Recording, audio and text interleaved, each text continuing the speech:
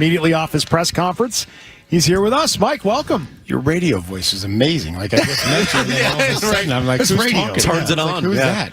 You've done media before, so you know the TV people have to be decent looking, may not have the best voice, but radio people, that's why we're definitely on the radio. Right.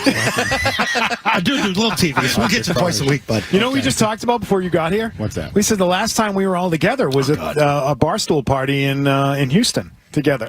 It's a long time ago. We had a good night. You were complaining because your middle pressure and how it got to Brady and how close you guys were. We thought we were going to lose that game here. I should have. Yeah.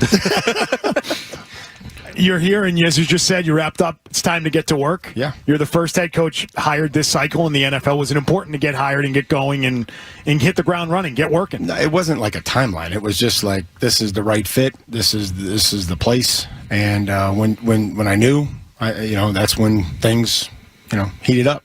I was really surprised, a year and a half ago, the induction, you've already talked about that. Rainy day, kind of tight inside, but the amount of time you spent with everybody, how much it looked like you enjoyed being back, the way you talked about your former teammates and just being back here. And first thing I went the next day, I told these guys, I said, I did a lot of these inductions. I've never seen a guy come back and embrace it like that. Because I hadn't been back. Yeah. You know what I mean? It's like I literally retired from the National Football League and started coaching at Ohio State within a month. And then just went on this coaching journey to wherever it took me. And so to see the players that came back and to see all those former coaches and to be there with Dante and, the teammates, the former Hall of Fame members, and then all the teammates and guys that were back, that flew back, that may or may not have lived here. Like that kind of got me. Is Dante in line to be potentially an offensive line coach? I don't think he's not coaching. I think he's all set. Yeah. I think he's playing pickleball over in Foxborough. You mentioned a couple of minutes ago that you may have had an opportunity to come back here and coach. Did you turn down Bill at some point? Was he badgering you to come coach for him? I think it was more or less, what do you think about me going to Houston from Ohio State? What do you think about me transitioning to this league? And then it was, do you have any thoughts of coming here? And I was like, that's not why I called you to Bill. You know what I mean? Like that, but it didn't get past that conversation.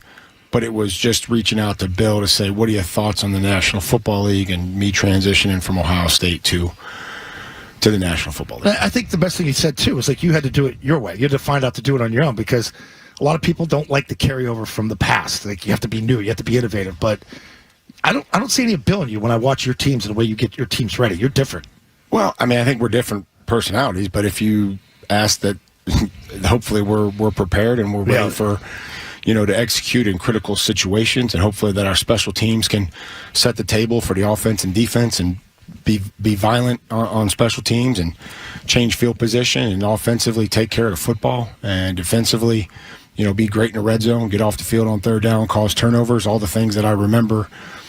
Now how we get to that may be different than what built it, but I also know that there was flexibility there. There was ability to adjust and adapt. So, that would be, a great compliment if some of our teams did those things. You mentioned you had discussions with Elliot Wolf over the weekend. What did those center around, and how do you view that collaboration working moving forward? Well, I think the vision that him and I both have and the communication and allowing him to find us great players and then for us to come to an agreement about how we add them, I think is something that will be critical.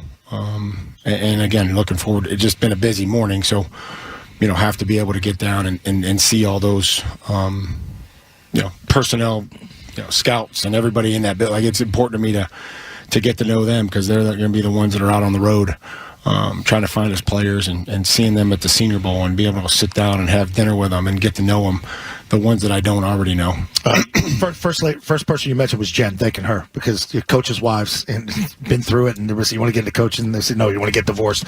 She's got to be in on everything. How excited was she to come back to the place you guys were at for 8 years where you raised your young boys? Yeah, I would say that the biggest thing that she said was that she never felt more appreciated in the 2 days that we were here for the Hall of Fame than ever before. And so that was special to her.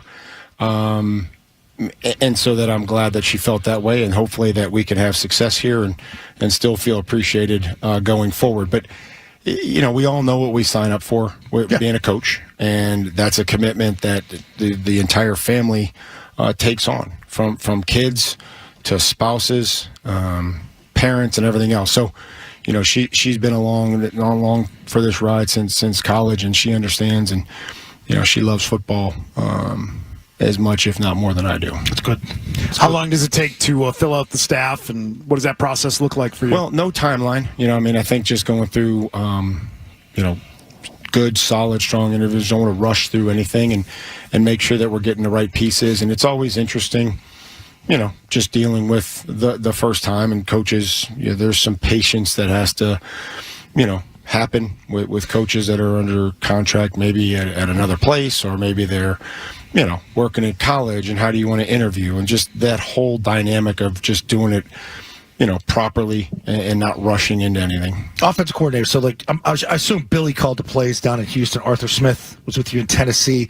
You being a sort of an overseer in Cleveland, how much did that, you're going to know Bob Sosi asked you that question too, how much did that help you sort of sit back, look at the way other teams do things, offense, defense, because sometimes when you do things your way, it's the only way we're going to do it. But did last year help you be a better coach going forward here and help us? I think every stop along the way will have helped me, with our football team and our organization. There'll be every stop along the way, I feel like I've had a PhD in coaching. There's some really cool names that I try to mention, and there's people that I had left out, by obviously mistake. I couldn't mention all of them, and trying to take something from each one. And, like I mentioned, I have a different personality than Bill, but there'll be things that I learned here for 8 years that I'll try to implement, no different than with Urban Meyer or Billy. And so you learn stuff from Cleveland and how they want to use analytics and acquiring players to what level, to some degree. Kevin, I appreciated the time that I got to spend with him. I wish I could have helped him more. His demeanor was first class. The way that he handled a tough year, I would say, was probably the thing that I'll most recognize about that is his willingness to stand there and do it with class and grace in a tough year. Mike, obviously the team's in a much different place now, record-wise, than where they were when you were playing here. Did you talk about expectations, short-term, long-term, during this interview process? Is there a lot of pressure that you put on yourself to, have a much better record for this team next year? What does that look like? Well, there's a process, and we're going to coach the action and not the result, right? So, it's starting with the little things and the details of ball security, whether or not it's a fumble, even if it's something that's doesn't look like what we want, though, that's what we're going to coach. We're going to coach everything. Our players are going to understand, that's coming from a great place, and it's the only reason that we would want to coach them is so that it ends up helping them, and in turn helping the team. And I'm okay with both of those things happening. I can talk to them about their success and how that leads to free agency. And if they play well here, they can either capitalize on a contract that we would offer them or one that somebody else would offer them. And, I think ideally, we want to be able to draft, great players and develop them and do whatever we can to retain them. The expectations, again, is what I laid out as a player, that you care about the team and that you know what to do and you play fast and aggressive.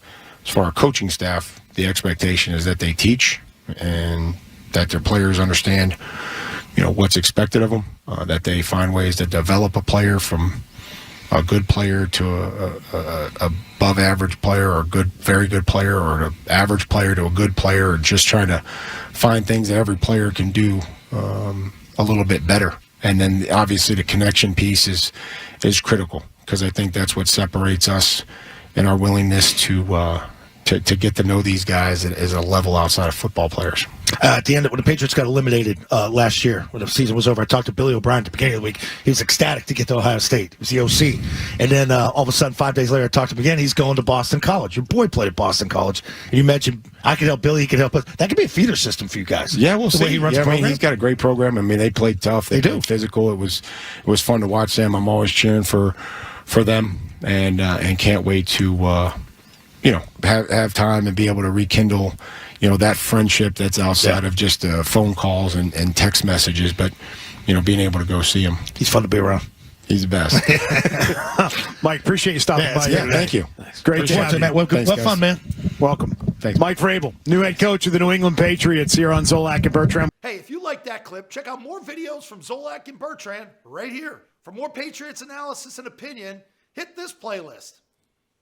And for all the latest from the Sports Hub, download the app at 985thesportshub.com.